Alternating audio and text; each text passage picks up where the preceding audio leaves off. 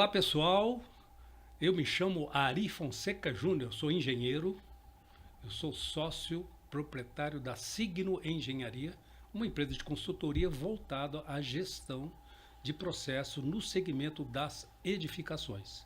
E aqui eu estou como coordenador do núcleo de parede de concreto, né? De conhecimento de vocês já há algum tempo, o núcleo já estamos aí com mais de 15 anos no mercado, trazendo novidades, práticas, temas, assuntos relevantes. E hoje nós estamos realizando mais um podcast voltado a esse sistema. De 2 anos para cá, nós imaginávamos que esse sistema ia ter uma outra alavancagem com a realização de prédios altos, de edifícios altos. Então é dentro dessa natureza que nós vamos bater um papo com 2 profissionais, 2 amigos, né? Representantes de empresas, eles vão se apresentar, né? Mas são empresas que fazem parte do núcleo e as quais nós temos a maior admiração. E tem essa menina nova aqui, jovem, que é a Melina. É isso mesmo, Melina? Isso mesmo. Quem que é a Melina? Bom, eu engenheira civil, né? Tô na Pedreira Onyx desde 2004. Comecei como estagiária e era pedreira de Freitas na época, né? E quando o escritório dividiu, né, a Pedreira Onyx, eu me tornei sócia e tô lá desde então. O que você faz lá? O que essa empresa faz? A gente faz projetos de estrutura, né? Então, no começo eu trabalhava muito com o segmento econômico, alvenaria estrutural, que hoje a gente já não trabalha mais. E mais recentemente, né, há uns anos, né, já tem um tempo, estamos fazendo bastante projeto de parede de concreto. Antes Legal. Mais no segmento econômico e agora bastante em prédios altos também. Legal. Manda um abraço afetuoso para o meu amigo Augusto Pedreira de Freitas, uma pessoa importante no mercado que participou e conhece muito dessa nossa história. Pode deixar. E esse jovem aqui? Sou Danilo, tenho aproximadamente uns 17 anos de casa, de ArcelorMittal também, comecei em 2008, um pouquinho depois de você. Hoje atuo na área de desenvolvimento de produtos, na linha da construção civil como um todo. E a gente atende todo tipo de segmento, inclusive segmento parede de concreto, que é o que a gente vai falar nesse bate-papo de hoje. Legal. Então, bem-vindos, empresas que a gente tem muita admiração, que eu falei, empresas respeitadas pelo mercado, e é por isso que vocês estão aqui. Bom, eu queria fazer uma introdução aqui, só para a gente fazer um aquecimento. A minha atividade profissional hoje, eu trabalho muito com consultoria na parte de gestão, que eu falei, e, sem dúvida nenhuma, 80% do meu tempo hoje eu atuo no Nordeste, né? Então, todas as capitais. E eu estou cada viagem que eu faço, eu fico assim, abismado de ver o que está acontecendo na construção civil, né? Quando você fala em parede de concreto, todas as capitais, todas, prédios de 20, 22, 25, cidades do interior, Campina Grande, né? Campina Grande, que para mim era a capital do São João, agora já estão querendo fazer prédio de parede de concreto com 35 pavimentos. Caruaru, outra terra, Pernambuco, Campina Grande, na Paraíba. Outra cidade do São João, já estão fazendo parede de concreto de 20 pavimentos. Tá? Então uma loucura isso aí, né? Graças a Deus. Sim. Então nós já imaginávamos isso quando a gente, no núcleo, falou assim, vamos atuar aí, vamos focar nisso aí, que uma hora isso vai chegar. E chegou, está acontecendo. É isso mesmo, Danilo? Lá no seu quintal lá, na sua avaliação da sua empresa, está acontecendo também? Vocês estão com essa percepção? Ari, é isso mesmo. A gente tem essa percepção que de uns anos para cá, fala de telas soldadas aqui, né, que é usada nesse sistema parede de concreto. O nosso consumo de telas soldadas ele tem um crescimento importante e esse crescimento se dá a alguns clientes que a gente tem na carteira que trabalham justamente nesse segmento de parede de concreto. Não ainda um número significativo de clientes no segmento de edifícios altos, mas um segmento importante de prédios mais baixos no sistema parede de concreto. Então, sua visão está alinhada com a nossa. E você, Meli, como é que está lá na sua casa? Não, a procura tem sido cada vez maior, né? Acho que no começo era muito mais voltada ao segmento econômico, prédio mais baixos, né? TR+3, TR+4, e até com a revisão, né, da norma, isso mudou, né? Então, a gente já tinha alguns prédios mais altos que usavam o sistema de parede de concreto, mas com a norma ajudando, né, trazendo mais garantias, trazendo mais conhecimento, né, mais prática para a gente, né, respaldando mais o nosso cálculo, né, principalmente, a gente viu que isso cresceu. Né, cresceu bastante. Tanto o pessoal que fazia, né, TR+3 começou a fazer prédios um pouquinho mais altos, como o mercado também começou a subir. Né, a gente começou a ver isso bastante. Legal, eu até queria, então, eu estava conversando ontem com um amigo meu, e a gente fazendo essa análise, né, porque aqui na realidade nós estamos com 2 pontos da cadeia. Tem um ponto projeto que ele começa num determinado momento, e o ponto da aquisição do material que vem num outro momento. Tem um gap aí entre quem contrata o projeto e depois vai contratar a tela. Né? Tem, dependendo do negócio, 1 ano, 1 ano e meio, até isso, né, Melina? O cara vai lá, faz o projeto de arquitetura, faz o estudo, faz o pré-executivo, depois que ele vai fazer, vai lá, 2 anos depois que ele vai comprar a tela. Né? Mas uma coisa é fato, né? Que eu estava conversando com esse amigo.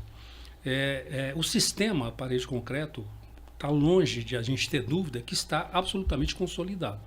Não existe mais dúvida com relação à eficiência, à credibilidade, à cultura do sistema. Isso, para mim, já superou. Essa barreira a gente já venceu. E essa barreira, ela começou, né? Essa história começou realmente com o segmento econômico. Né? Acho que vocês lembram. Nós estamos falando da primeira norma, nós estamos falando isso há mais de 15 anos atrás, Minha Casa Minha Vida. Tal. E o que nós estamos vivendo hoje é outro momento. Nós estamos saindo do carro econômico, né, do Fiat 147L, para um veículo que tem ar-condicionado, direção hidráulica. Né? Mas por que está acontecendo isso? Claro, tem alguns fatores. Né? Eu acredito que um dos fatores, 3 fatores, acho que contribuíram muito para essa história. Primeiro fator, realmente a demanda habitacional ainda é muito grande. Nós ainda temos aí 7, 8 milhões de demanda, né, habitacional. Segundo, essa mudança da legislação, verticalizando, é outro fator importante. Né? É fator importante. E um outro também fator para mim recente que aconteceu, que foi ao financiamento vir o faixa 4. O faixa 4 ele possibilita um outro nicho dessa pirâmide a ter aquisição da sua casa própria. Né? E aí vem algumas coisas agregadas, que é o que você falou da norma, enfim. Então, está realmente nessa crescente. E para isso, isto posto, teve alguma mudança lá no seu escritório? Porque você estava fazendo lá, você falou, TR+3, casa, agora vem um prédio 40. É a mesma coisa projetar um TR+3 e um pilotis de 3 pavimentos e 36 pavimentos tipo? Não, com certeza não, né? Muda bastante coisa. O que a gente tem é o concreto, o aço, né? Mas mesmo esses mudam, né? Se você está projetando um TR+4 ou você está projetando um prédio de 40 pavimentos, 30 pavimentos, né? Então, principalmente vento, a gente começa a ter esforços horizontais muito relevantes e você tem mais carga vertical, né? Então muda bastante o conceito do projeto, né? Não é a mesma. Os cálculos são diferentes, refinamento maior tanto de software quanto de entendimento da estrutura. Então, até da concepção em si muda. Então, o início de um projeto que você está pensando que geralmente os prédios mais baixos você tem mais paredes, os prédios mais altos começam a ter menos paredes, no caso da parede de concreto, né? Você tem que pensar quais paredes vão contraventar, né, esse edifício. Então, você começa a ter paredes mais estratégicas.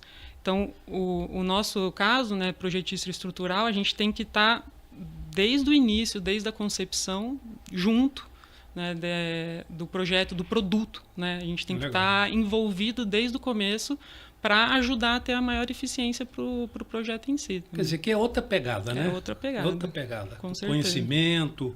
E você falou uma coisa importante aí, né, que foi o assunto da norma, né, que essa norma agora ela dá total respaldo a esse tipo de produto, não dá? Sim, sim. Porque a primeira norma, né, eu particularmente não trabalhei, não participei no começo, mas o Augusto, o pessoal do escritório, estava desde o começo.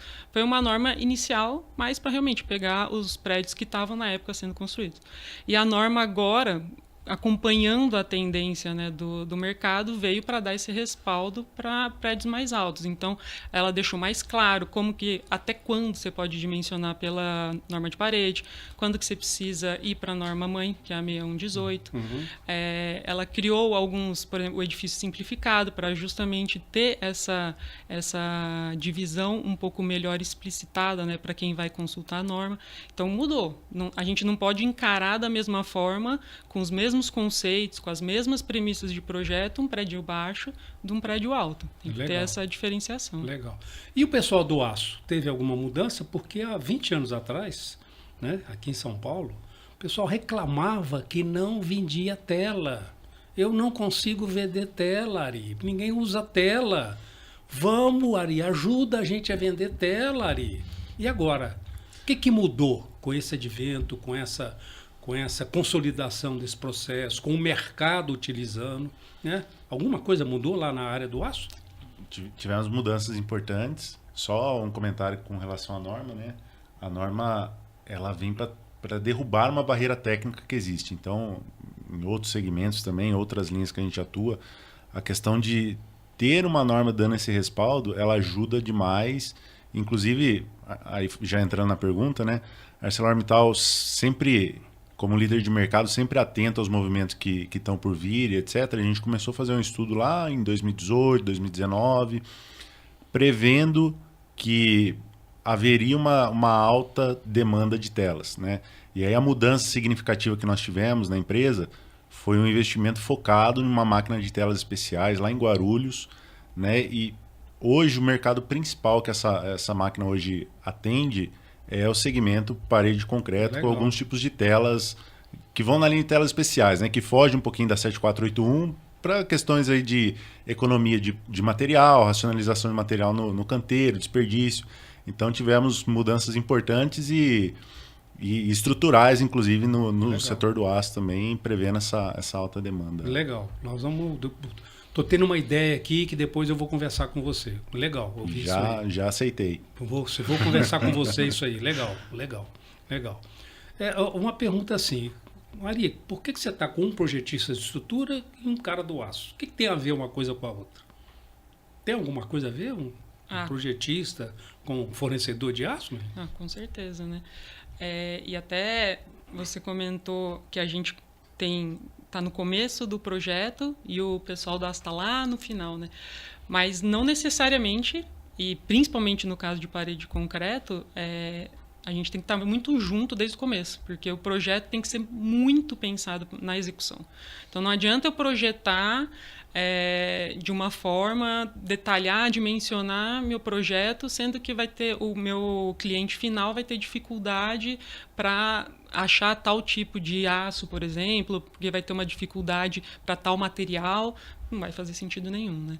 Então, quando a gente está projetando, a gente já justamente pensa, tem que ver questão de pé direito, o negócio da tela especial. Muitas vezes a gente tem que falar, você está com o pé direito tal aqui, não vai ter uma tela padrão, você sabe se vocês vão conseguir ser fornecidos no tempo que talvez vocês precisem, vocês têm contato com o pessoal daí, aí eles vão atrás e repassam para a gente, ou às vezes a gente mesmo vai atrás tentar descobrir alguma informação, porque isso já tem que estar desde o começo. Não adianta a gente começar o projeto de um jeito e chegar lá na frente, na hora de pedir, de começar a obra, falar, vamos ter que voltar tudo de novo. Exatamente. Então, esse alinhamento de projeto, execução, projeto estrutural com os outros projetistas também, é fundamental para dar certo o sistema em cada obra. Você captou a mensagem dela. Ela está dizendo que, aço, você é importante na minha vida. Foi isso que ela falou. Aí eu pergunto, aço, o projetista de estrutura é importante na sua vida? Exatamente isso que eu ia falar. Ela falou, recebo e fala a mesma coisa. O projetista ele é importantíssimo na nossa vida. só reiterando o que ela falou até o momento, né? Não adianta nascer um projeto lindo, bem feito, que não é executável. Ou um projeto lindo, bem feito, que para eu conseguir atender, eu vou demorar 50, 60, 70 dias e vou gerar atraso em obra e tudo mais.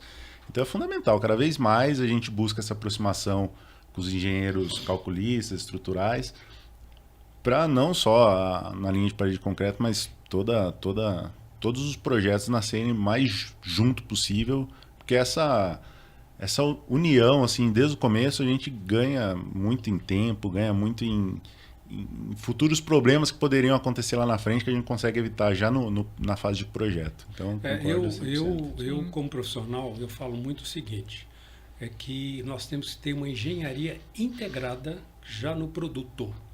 Hoje é a minha bandeira, tá? Você tem que nascer um negócio, tem um produto, ele tem que nascer, tem que ser criado, concebido com uma engenharia integrada. E essa engenharia integrada é exatamente isso. É o projeto de estrutura, o arquiteto, o fornecedor do aço.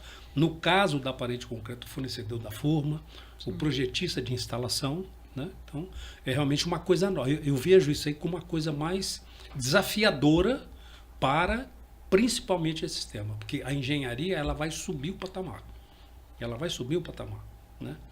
E Melina, uma coisa assim que eu fico me colocando no seu lugar, né? Fico imaginando, você deve ser uma menina espetacular em projetar a parede de concreto.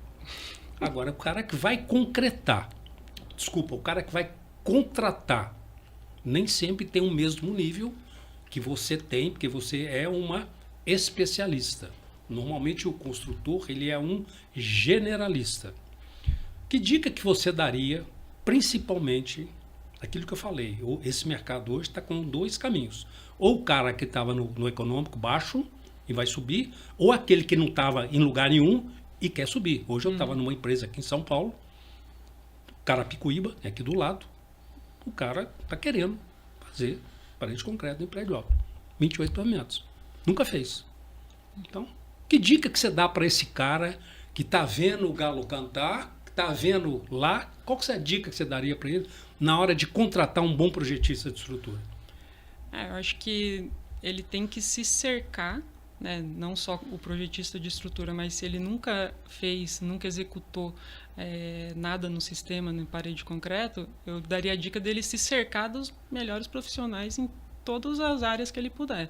Então, projetista de estrutura, importante que tenha já uma vivência, tenha experiência para conseguir extrair o máximo do desempenho do sistema. Então, não só a parte de projetista de estrutura, mas também a parte de forma, um tecnologista de concreto. Então, todas as expertises que são necessárias para esse sistema, se ele não tem essa bagagem, ele precisa se cercar de bons profissionais. Porque daí ele vai aprendendo e vai criando a própria experiência, a marca da própria empresa, né, os próprios conceitos.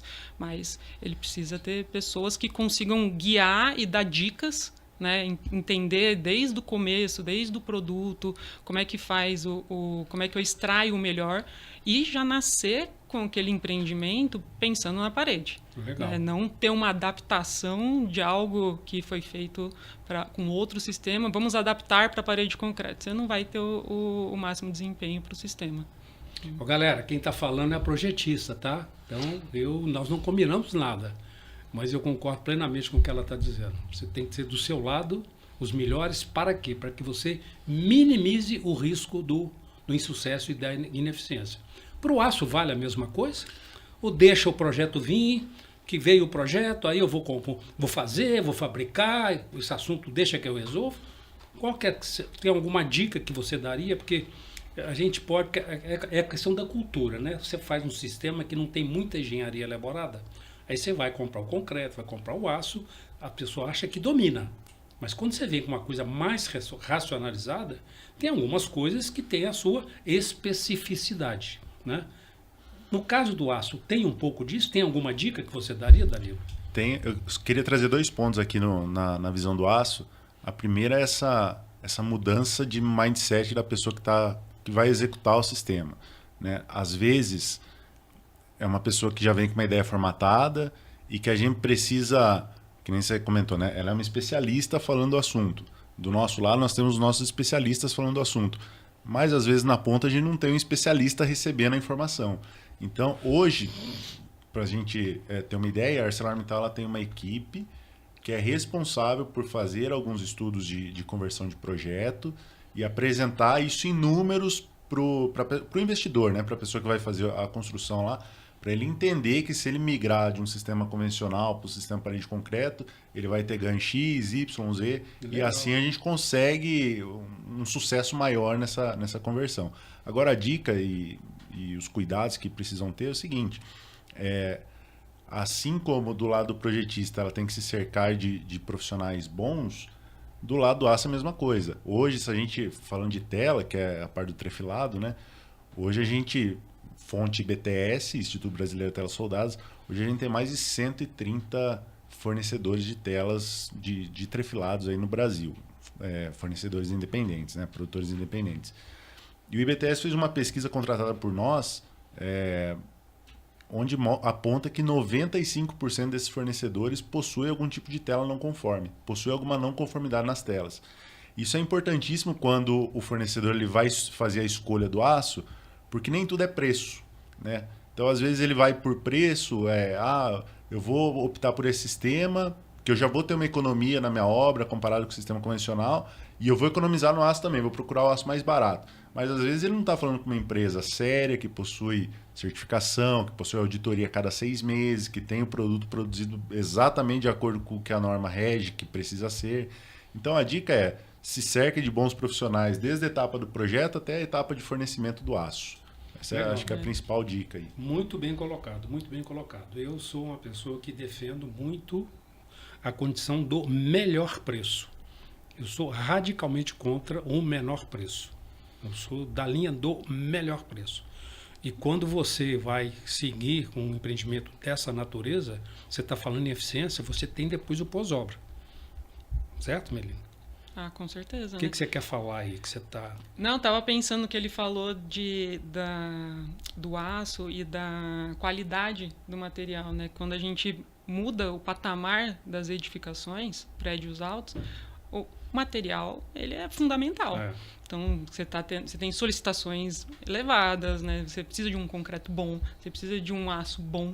Você não pode ter uma não conformidade em relação ao aço ou problemas de concretagem, que é uma dor de cabeça assim, inimaginável para o projeto. Né? Então, realmente, a hora que a gente começa também obviamente que para prédios baixos é importante também, mas para você consertar, ter que reforçar um prédio alto, alguma coisa que teve algum problema sério de material, a dor de cabeça é bem maior também, né? Exatamente, muito bem colocado, muito bem colocado.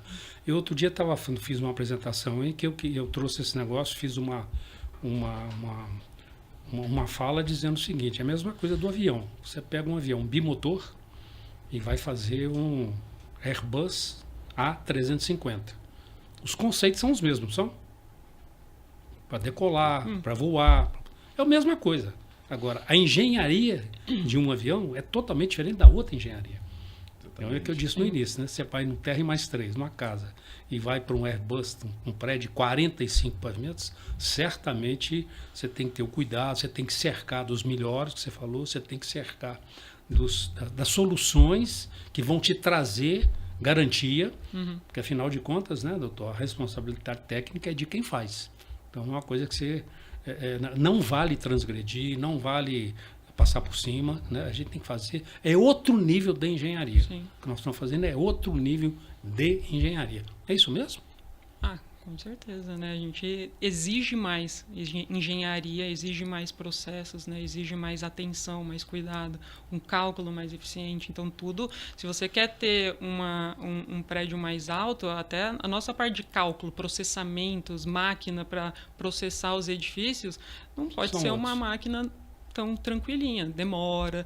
Então, realmente, é um patamar maior que a gente está alcançando e que está melhorando cada vez mais a nossa engenharia e que precisa também ter os cuidados para dar certo. Né? E você falou aí que tem na sua carteira, né?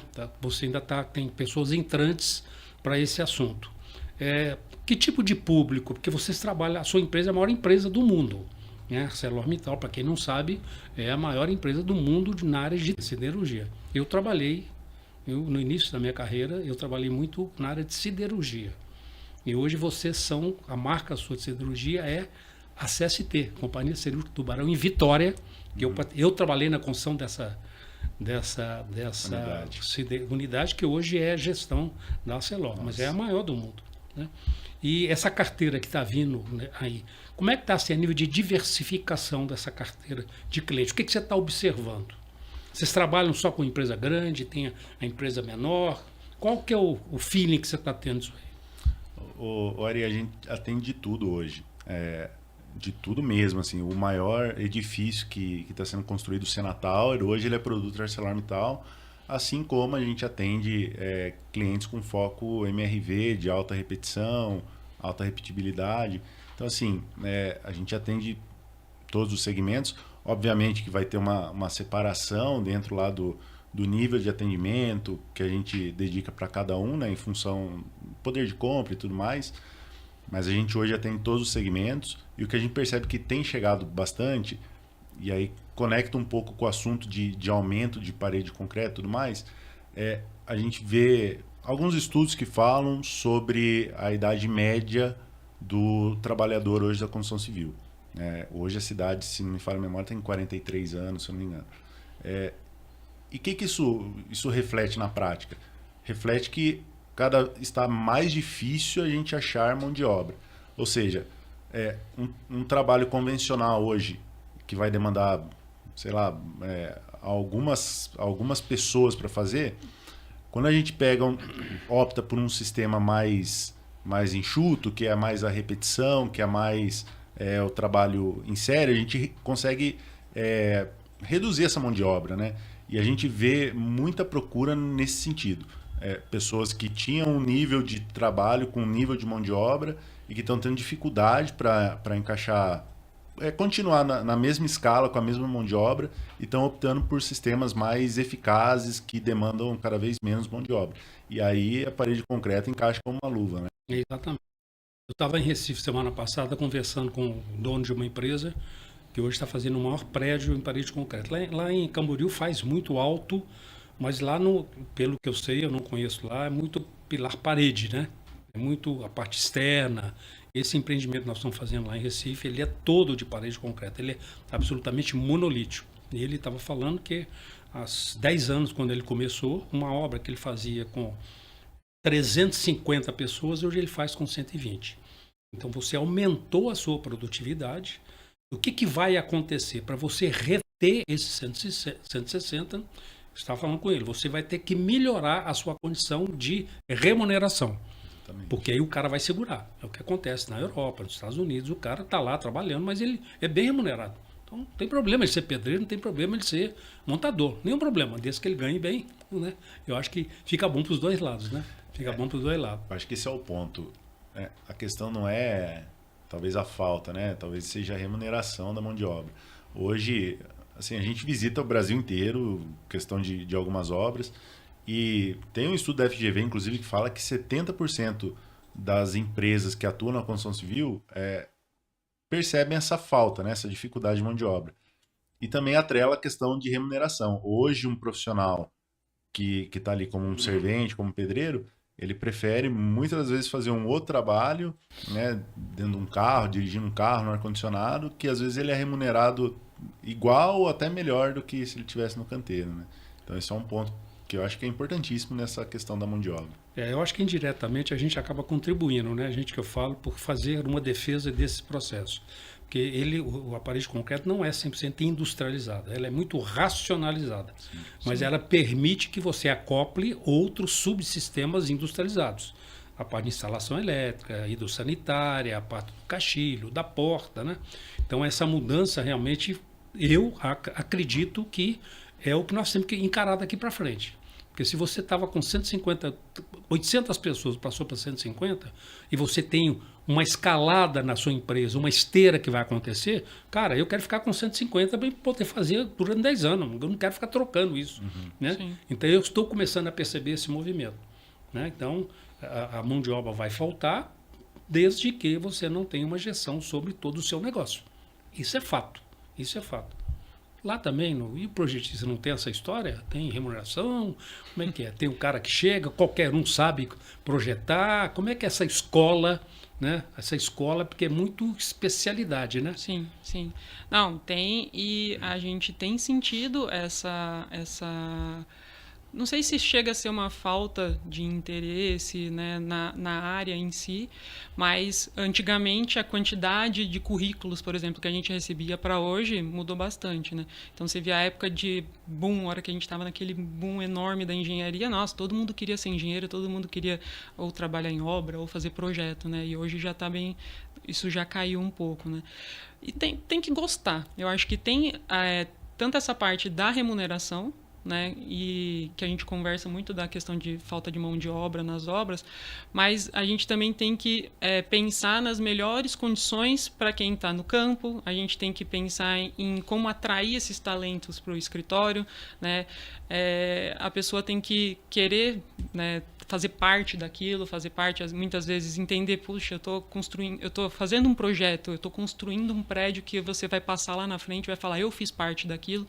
Então você tem que se sentir parte. Hoje a gente fala muito disso, do pertencimento, né? Exatamente. Então você não é uma pessoa que chega lá, bate seu ponto, faz seu trabalho e vai embora. Não, você fez parte daquilo, você ajudou a construir a casa de alguém, você fez parte daquele sonho. E lá no escritório a gente tem essa cultura de incentivar, de ensinar, né, de todo mundo fazer parte do projeto. A gente tenta, né, obviamente depende muito das demandas, das oportunidades, mas a gente tem como cultura, né, ensinar os projetistas, os estagiários, né, eu comecei como estagiária, a entender todo o processo. Né? Então, é uma especialidade, óbvio, você tem que trabalhar muito, você tem que estudar muito, você tem que gostar de estudar também, né? Tem que se atualizar com as normas, então não é fácil. Por isso que eu entendo que tem que gostar, porque não é um trabalho que é fácil, que você vai falar, não, fica tranquilo, daqui tanto tempo você já vai estar ganhando tanto, então continua, vai, né? Não, você tem que gostar, você tem que batalhar, dar duro, e entendo que a parte da remuneração ela é uma consequência.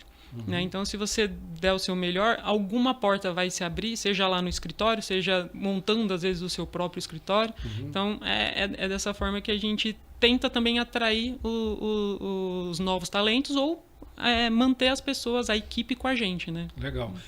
Pegando um pouco do que vocês dois falaram aí, né? Eu fico assim, feliz da vida, né? Porque eu tenho um pouco mais de experiência na engenharia do que vocês. Um pouquinho mais. E quando a gente está num movimento desse, num momento desse, que a gente vê o que nós estamos fazendo, o que nós estamos desenvolvendo, isso acaba contribuindo com uma cadeia muito grande. Né? Eu estou dando condição de habitação, de compra, mas eu estou trazendo nesse negócio, né, engenharia, eu estou trazendo um profissional que está mudando, que está crescendo, eu estou trazendo uma empresa que é líder de mercado do mundo, mas está pensando em mudar alguma coisa. Eu acho que isso é espetacular. Eu acho que isso na engenharia é espetacular. E a gente poder viver isso, né? Trazer isso aqui. Nós estamos falando de parede de concreto em prédio alto. Mas tem todo um contexto por trás disso. Né? Eu acho que realmente é um desafio muito grande e a gente está conseguindo fazer isso. A gente está conseguindo fazer. Mas eu queria agora saber de vocês assim. A gente falou um pouco do passado, a gente falou um pouco do presente. Né? O que vocês estão enxergando? O que a sua empresa está enxergando com relação, vamos colocar um horizonte aí dos próximos 5 anos, nesse assunto da construção, nisso que a gente está vendo, porque está uma coisa, né, absurda, o que está vendo aí de crescimento, né? O que vocês estão, o que a Arcelor está enxergando com relação a isso? Falando no futuro, né, nos próximos anos, a gente vê essa pegada da industrialização cada vez mais forte, né? Então o que a gente conseguir otimizar de material, de produtos que consigam racionalizar mão de obra, que consigam racionalizar desperdício. Então a gente está indo muito nessa linha. Aqui a gente está falando de parede de concreto, mas aí falando um pouquinho, só abrindo o leque um pouquinho, a gente fez um movimento, como líder de mercado a gente tem o papel de puxar o mercado, né? Então como líder de mercado mundial e Brasil, a gente fez o movimento de desenvolver o CA70, que foi, em 50 anos, a gente conseguiu colocar 1 grau a mais de aço na norma. né? Hoje a gente já tem alguns estudos disso descer para a tela, né? Que a gente pode conversar depois sobre isso. Mas assim, a gente sempre vem tentando antecipar o mercado e vem olhando essas questões que estão sempre batendo aí. Tem estudo falando de mão de obra, tem estudo falando que em 10 anos a gente pode ter uma escassez de mão de obra. E assim, se a gente ficar parado, a gente vai chegar a 10 anos e a gente vai estar convivendo com o mesmo problema. Então a gente tenta ir na linha desses super produtos aí, né, que consigam ajudar uma empresa numa falta de mão de obra, que consigam ajudar uma empresa no desperdício de material, que consigam... para a gente fazer um ganha-ganha. A gente entrega um produto de um valor maior, né, um valor agregado maior, e a gente tem um ganha-ganha. A gente ganha vendendo o produto, a empresa que comprou da gente ganha em todos esses quesitos aí que a gente falou por aqui. Mas vocês estão enxergando ainda uma crescente nesse mercado? Estamos enxergando uma crescente e estamos nos preparando para isso, inclusive. Legal. E você, doutora sócia do grupo Onyx? Eu acho que essas bandeiras já têm tido força, né? A questão da mão de obra, a questão da sustentabilidade. O mercado, a gente até brinca lá no escritório que fala assim, tá muito aquecido, uma hora vai segurar. E a gente ainda está nessa, está muito aquecido, está muito aquecido. Então, o que a gente vê não é nem talvez uma retração ou qualquer coisa assim, mas é uma estabilidade, né? Então, a gente vai continuar com o aquecimento, a gente tem um déficit habitacional ainda muito grande, né?